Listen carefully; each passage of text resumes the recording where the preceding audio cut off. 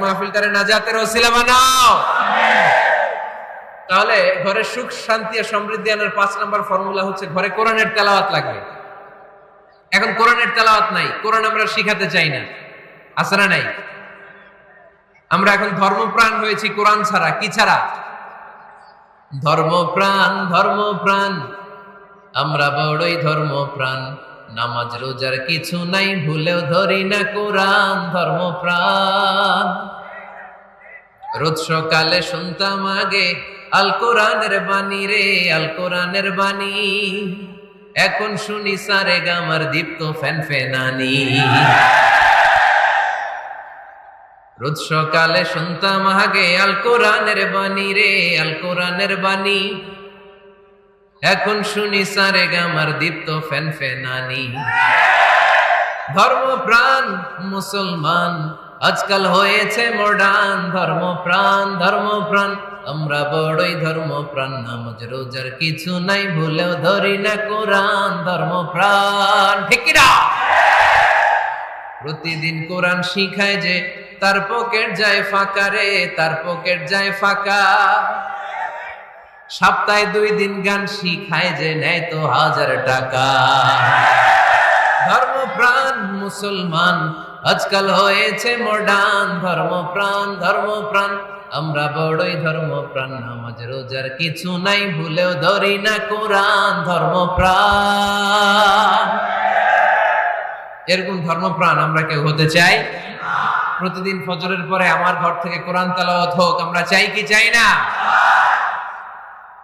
ঘরে সুখ সমৃদ্ধি আর শান্তি আসার মাধ্যম হচ্ছে কোরআন তেলাওয়াত করা। ঘরে কোরআন তেলাওয়াত বাড়ায় দেন, ঘরে শান্তি বাড়ায় দিবে কে? কয়টা গেল?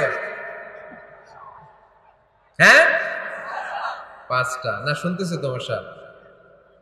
6 নাম্বার হচ্ছে মাঝে মাঝে বেড়াতে যাবেন। ভাবিরে নিয়ে বেড়াতে যাবেন।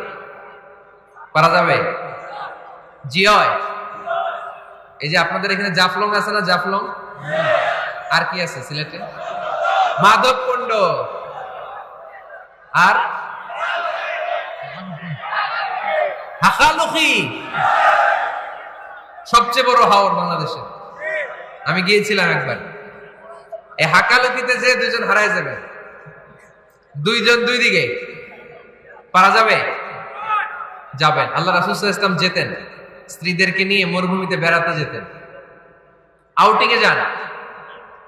মাঝে মাঝে ফ্যামিলি ট্যুরে যান। কুল সিরু ফিল আরদ সুম্মা আনজুরু কাইফা কানা আকিবাতুল মুকাজ্জিবিন। জমিনে ঘুরে বেড়াও আর দেখো মিথ্যাবাদীরা পৃথিবীতে কি করেছে আর তাদের সাথে আমি কি আচরণ করেছি, ঠিক কি না? সুযোগ হলে মিশরে যান, ফেরাউনের লাশ দেখে আসেন। কারুনের বাড়িতে যান, ধ্বংসস্তূপ দেখে আসেন। পারলে জর্ডানে যান, মৃত সাগর দেখে আসেন। সমকামিতার কারণে লূত আলাইহিস সালামের কওমের লোকদেরকে আল্লাহ জমিন থেকে উঠে একটা আঘাত করেছেন জমিনে। ফাজআলনা আলিয়াহা সাফিলাহা, জমিনের উপরের মাটিকে আমি নিচে ঢুকিয়েছি, নিচের মাটিকে আমি উপরে ঢুকিয়েছি। উপর থেকে শিলা আর প্রস্তর বৃষ্টি নাজিল করে পুরো জমিনটারে আমি মাসাকার করে দিয়েছি। ওখানে এখন ডেড সি, লোহিত সাগর, মৃত সাগর। ওখানে কোনো মাছ জন্মায় না, কোনো কাঁকড়া জন্মায় না, ব্যাঙ জন্মায় না, কিচ্ছু জন্মায় না। লবণের ডেনসিটি, ঘনত্ব এত বেশি, ওখানে কোনো মানুষ ডুবেও না। গজবের জায়গা। সুযোগ হলে দেখে আসেন। টাকা পয়সা ভালো থাকলে সময় হলে প্রায় ফ্যামিলি মেম্বারদেরকে নিয়ে উমরায় যান। কই যাবেন? উমরায় যান। নবদম্পতি যারা বা রিসেন্টলি তোমরা যারা বিয়ে করতে যাচ্ছ, you are going to be a new couple, পারলে তোমাদের হানিমুনটা উমরায় সেরে ফেলো। পারা যাবে না? স্বামী স্ত্রী 2 জনে মিলে মক্কায় চলে যাও। আল্লাহর ইবাদত, আল্লাহর ঘরে সিজদা দিয়ে নতুন জীবনটাকে নতুন ভাবে শুরু করো। বরকত দিবে কে? তাহলে ঘরে বা ফ্যামিলিতে সুখ সমৃদ্ধি নিয়ে আসার 6 নাম্বার মাধ্যম হচ্ছে আউটিং এ যাওয়া, মাঝে মাঝে বেড়াতে যাওয়া। আল্লাহ রাসূল সাল্লাল্লাহু আলাইহি ওয়াসাল্লাম বেড়াতে যেতেন, সফরে স্ত্রীদেরকে নিয়ে যেতেন। সহিহ বুখারীর বর্ণনা, কানা রাসূলুল্লাহ সাল্লাল্লাহু আলাইহি ওয়াসাল্লাম ইযা আরাদা সাফারান আকরা বাইনা আজওয়াজিহি। আল্লাহ রাসূল সফর করলে কোন স্ত্রীকে নিয়ে যাবেন তিনি স্ত্রীদের নাম লিখে লটারি করতেন। সুবহানাল্লাহ নাই? কি করতেন? কোরআ, আরবিতে বলে কোরআ, বাংলায় বলে লটারি। এই লটারি জায়েজ, এই লটারি জায়েজ আছে। স্ত্রীদের নাম লিখে কোরা করতেন লটারি, যার নাম আসতো তাকে নিয়ে আল্লাহর হাবিব সাল্লাল্লাহু আলাইহি ওয়াসাল্লাম সফরে বেরিয়ে যেতেন। সফরে স্ত্রীদের সাথে দৌড়াদৌড়ি করতেন। সুবহানাল্লাহ বলবেন না? আম্মা জান আয়েশা রাদিয়াল্লাহু তাআলা আনহাকে আল্লাহর হাবিব সাল্লাল্লাহু আলাইহি ওয়াসাল্লাম এত ভালোবাসতেন, আল্লাহর হাবিব সাল্লাল্লাহু আলাইহি ওয়াসাল্লাম বলতেন, আয়েশা চলো দৌড়াদৌড়ি করি। ওই যে দেখা যায় খেজুর গাছ, চলো কে কার আগে যেতে পারে। দুইজন দৌড়ালেন। বিয়ের প্রথম দিকে আম্মা জান আয়েশা রাদিয়াল্লাহু তাআলা আনহা ফার্স্ট হয়ে গেলেন, কারণ তখন তিনি চিকন ছিলেন, এত মোটা ছিলেন না। আবার অনেক বছর পরে আরেক সফরে যখন আম্মা জান আয়েশা সফরে লটারিতে নাম আসলো, ওই সফরে আবার আল্লাহর হাবিব সাল্লাল্লাহু আলাইহি ওয়াসাল্লাম বললেন, আয়েশা চলো আজকেও দৌড়াদৌড়ি করি। দুইজন দৌড় দিলেন। এবার আর আম্মা জান আয়েশা রাদিয়াল্লাহু তাআলা আনহা জিততে পারলেন না, যেহেতু মোটা হয়ে গেছেন। আল্লাহ রাসূল সাল্লাল্লাহু আলাইহি ওয়াসাল্লাম দৌড়ে গাছ ধরে ফার্স্ট হয়ে গেলেন। সুবহানাল্লাহ পড়েন। আম্মা জান আয়েশা এবার রাগ করে বসে আছেন।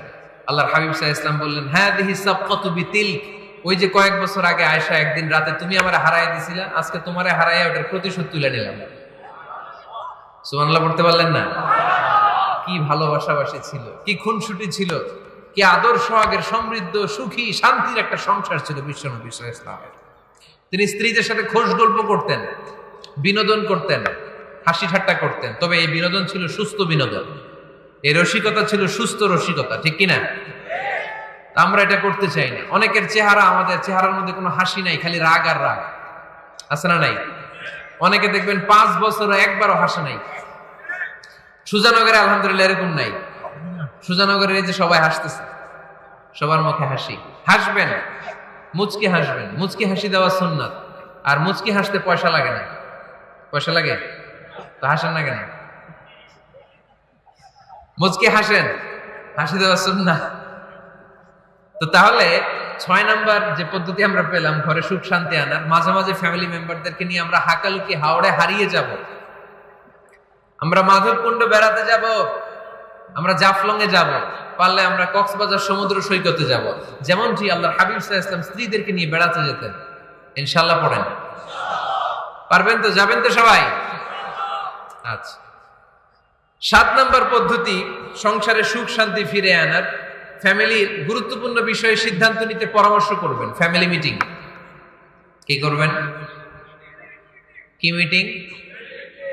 ফ্যামিলি মিটিং করবেন, পরামর্শ।